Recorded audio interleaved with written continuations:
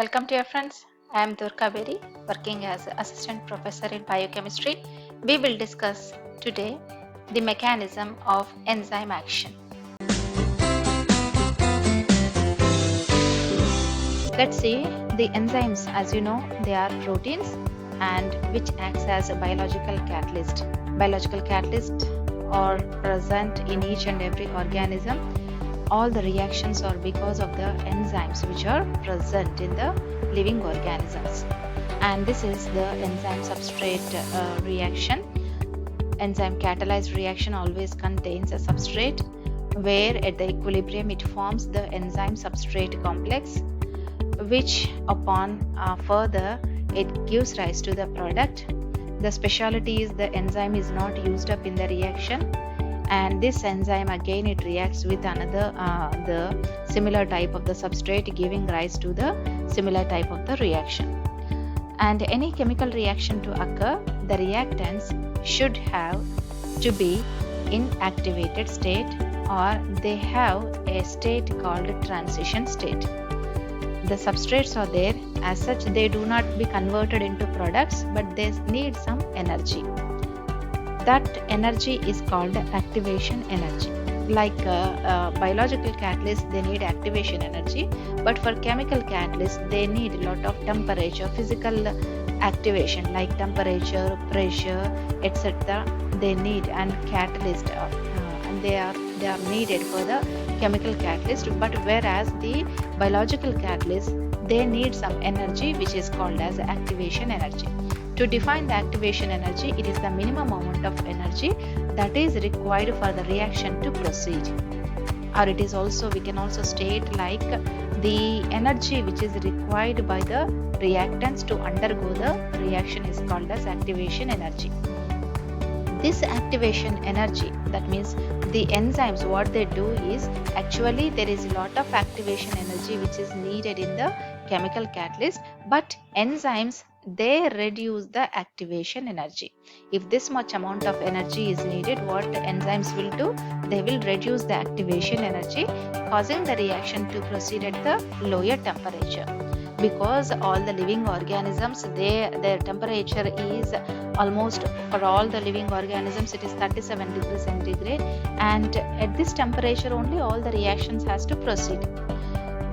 Due to the reduction in the activation energy, even the small amount of heat can push the reactants to the transition state. To cross the transition state, small amount of heat is necessary. Whereas without the enzyme in the chemical catalyst, there is, we have seen in the Haber's process, 400 degrees Celsius of temperature is needed.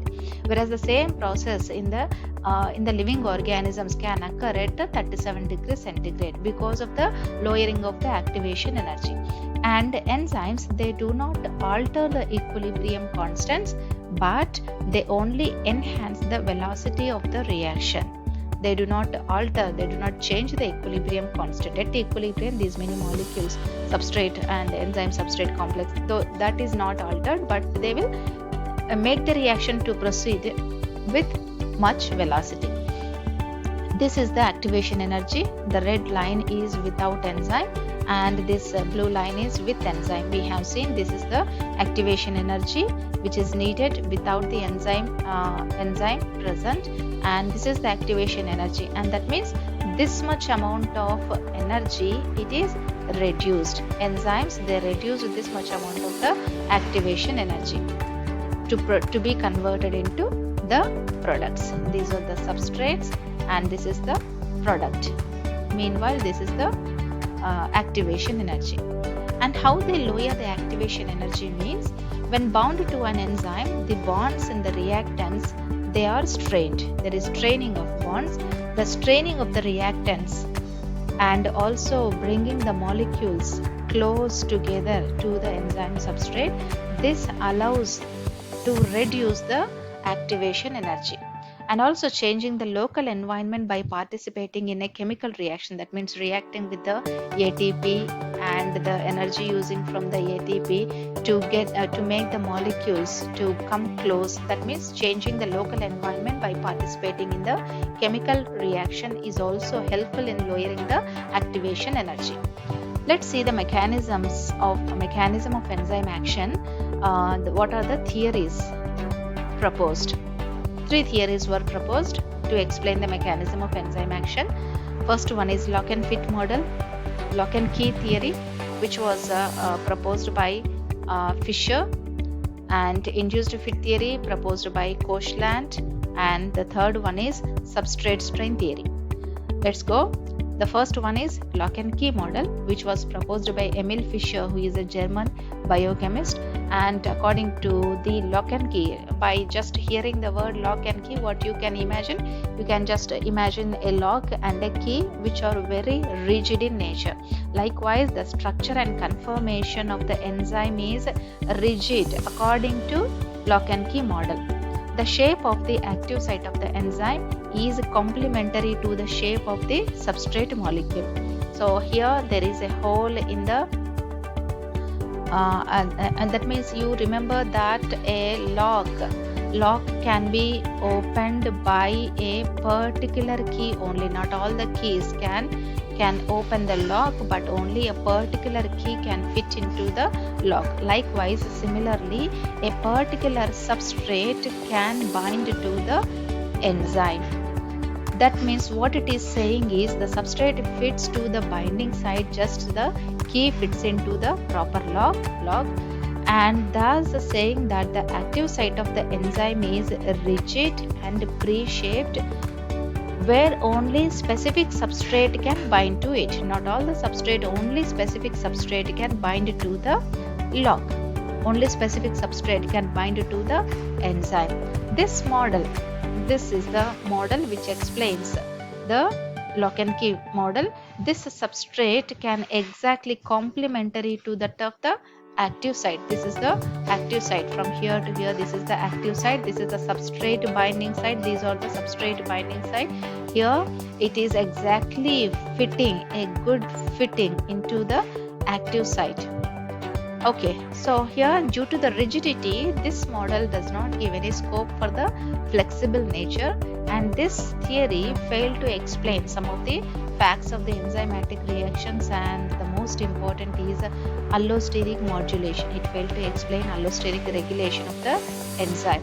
Let's move to the second theory, which is the induced fit theory, which was proposed by Koshland in 1958.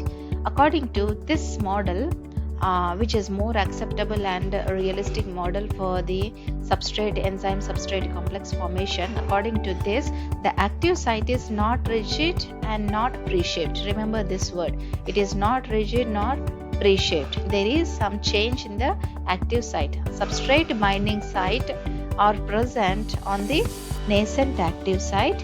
Upon binding of the substrate, the enzyme induces a fit, or there is a conformation change is observed in the enzyme, resulting in the formation of a strong substrate binding. There is this, just by watching this you can understand this is the active site of the enzyme. In the second figure, that means to the right, you can observe there is the substrate, that means the active site conformation shape is changed. That means conformation is changed according to the substrate.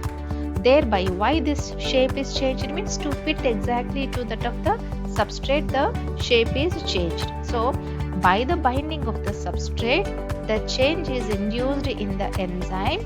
Thereby, it exactly fit, forming the enzyme substrate complex. Due to the induced fit, appropriate amino acids of the enzyme are repositioned to form the active site and bringing about the catalysis.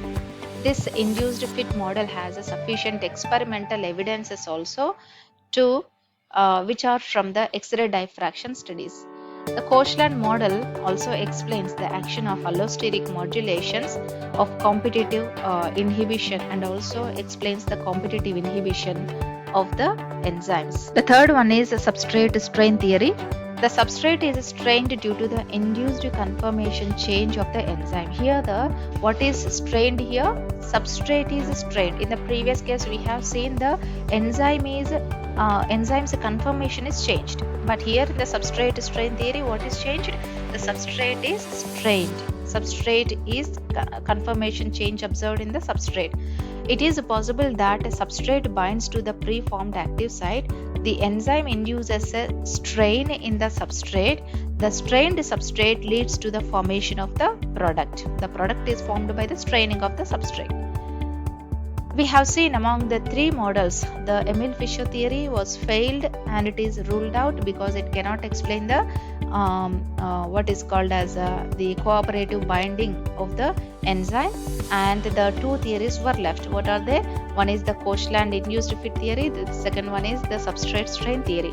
What the scientists are saying that it is the combination of the induced fit model along with the substrate strain theory, they can better explain the cooperative model or the entire operation of the enzymatic reaction. That is the gist of the topic. And to sum up the mechanism of enzyme action, we have seen the lock and key model, which was proposed by Emil Fischer.